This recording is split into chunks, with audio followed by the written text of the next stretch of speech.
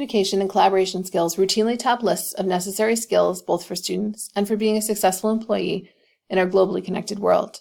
And for most people, these skills must be taught. Most new information and communications technologies that make their way into schools are often seen with disdain, and many are outright banned in schools, at first.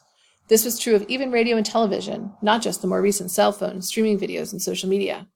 But all these technologies and others have made their way into classrooms and schools. Educators can easily find more opportunities than they can possibly manage to support professional communication and collaboration, like Facebook groups, Twitter chats, and group boards or Pinterest, just to name a few. You can take a look at the full list of FCPS-approved tools by clicking on the FCPS logo.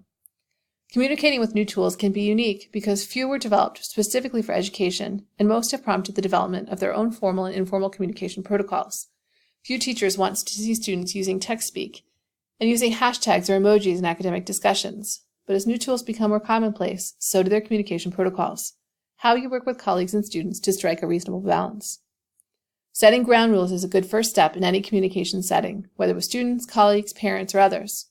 Many online groups do encourage new members to review these rules or standards of practice, and newbies often benefit in new communication situations by observing or lurking for a while before adding to the conversation. If you're new to a communication setting, consider lurking to understand the dominant communication patterns, and then begin interacting by replying or responding to others first. Soon you'll be posting your original ideas along with the rest of the group and nurturing the next wave of newbies that join the conversation.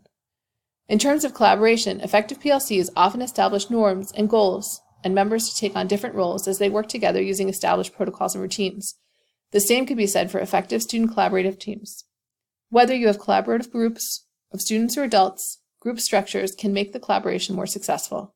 Group structures can include processes like setting and agreeing upon group norms, establishing both individual and group goals, and monitoring individual and group progress on meeting goals and the collaboration.